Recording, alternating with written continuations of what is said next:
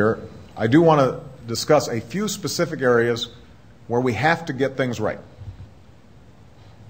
Now, our first and most immediate task is to complete the economic recovery by taking additional steps to bolster demand and keep credit flowing.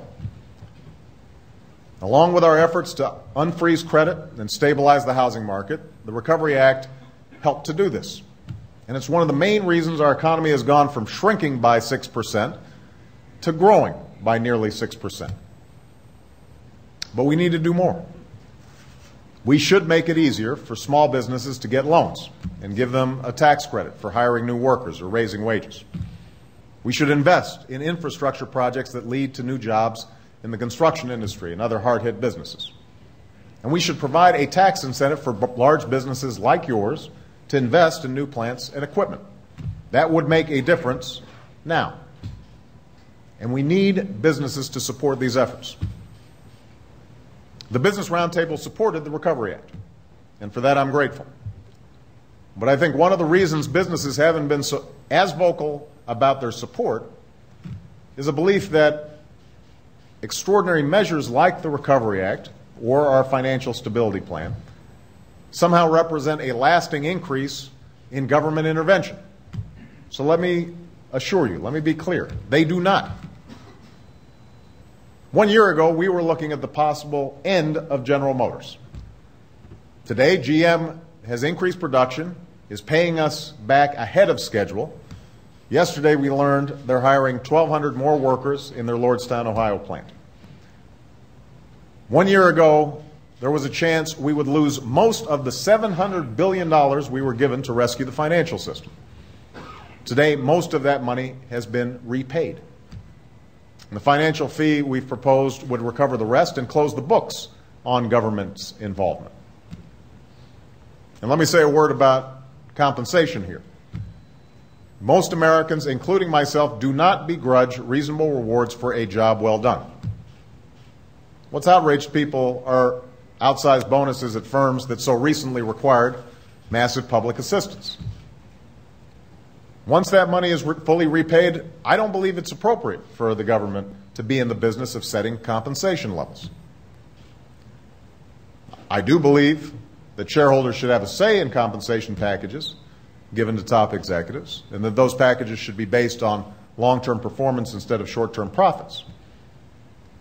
I think that's particularly important in the financial industry, where reckless risks in pursuit of short-term gain helped create a crisis that engulfed the world economy. But here's the larger point that I'm trying to make. The steps we took last year were about saving the economy from collapse, not about expanding government's reach into the economy. The jobs bill working through Congress right now are similarly designed to be targeted and temporary. And I'm pleased that a few hours ago the Senate just passed a series of tax cuts for small businesses that hire more workers. This is an important step forward in putting more Americans back to work as soon as possible. Now, the larger question is this. Beyond the immediate requirements of recovery, how do we lay the foundation for a more competitive America? How do we help you succeed? Now, I believe it starts with investments in innovation, in education, and a 21st century infrastructure. To build the infrastructure of tomorrow, we're investing in expanded broadband access and health information technology, clean energy facilities, and the first high-speed rail network in America. To spur the discovery of services and products and industries we have yet to imagine, we're devoting more than 3% of our GDP to research and development, an amount that exceeds the level achieved at the height of the space race. We've also proposed making the research and experimentation tax credit permanent, a tax credit that helps companies like yours afford the high costs of developing new technologies and new products. To train our workers for the jobs of tomorrow, we've made education reform a top priority in this administration. We are not interested in just putting more money into our schools. We want that money moving towards reform. And last year, we launched a national competition to improve our schools based on a simple idea. Instead of funding the status quo, we will only invest in reform. reform that raises student achievement and inspires students to excel in math and science, and turns around failing schools that steal the future of too many young Americans.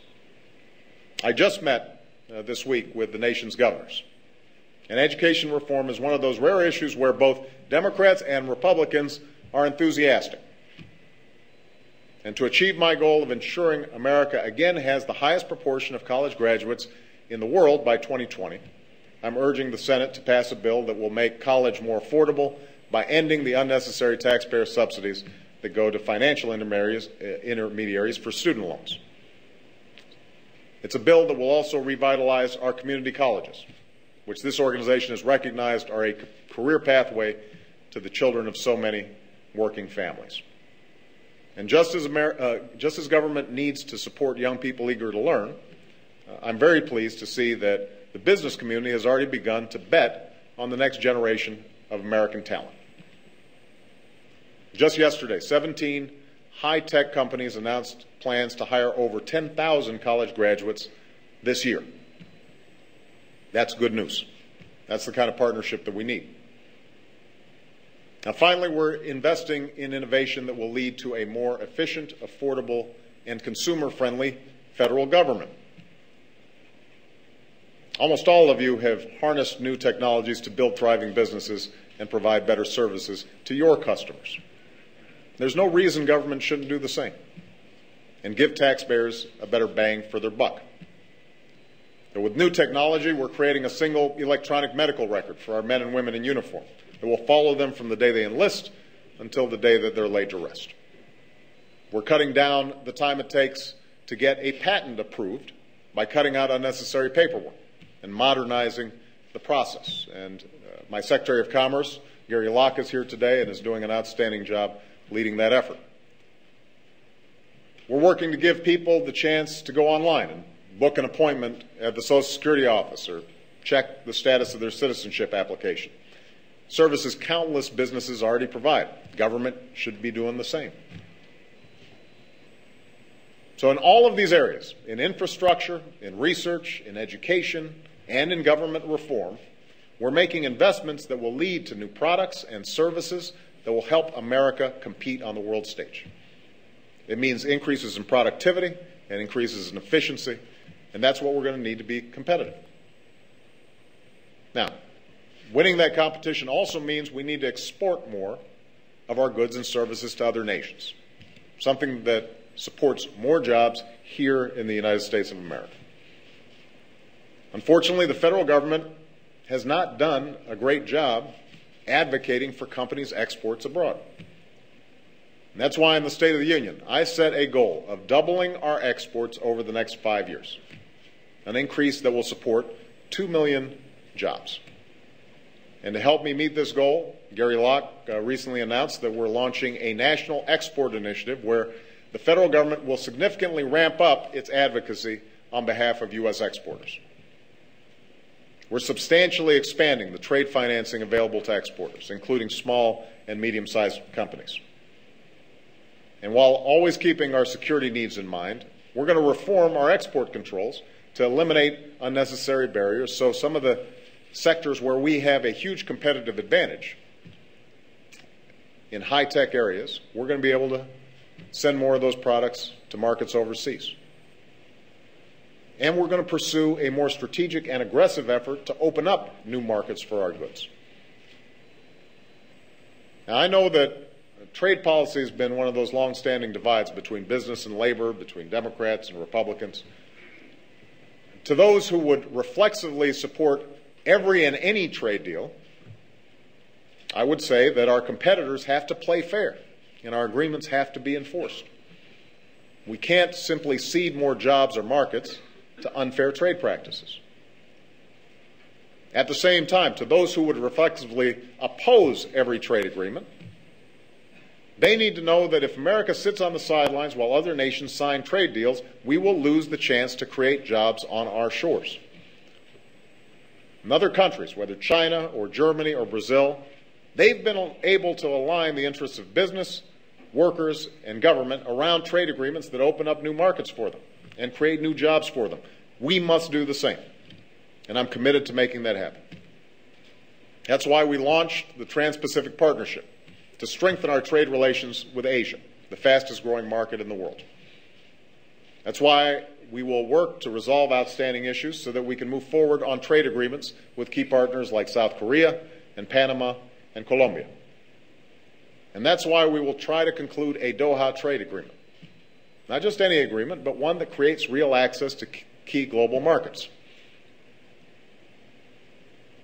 A competitive America is also America that finally has a smart energy policy. And we know there's no silver bullet here. We understand that to reduce our dependence on oil and the damage caused by climate change, we're going to need more production in the short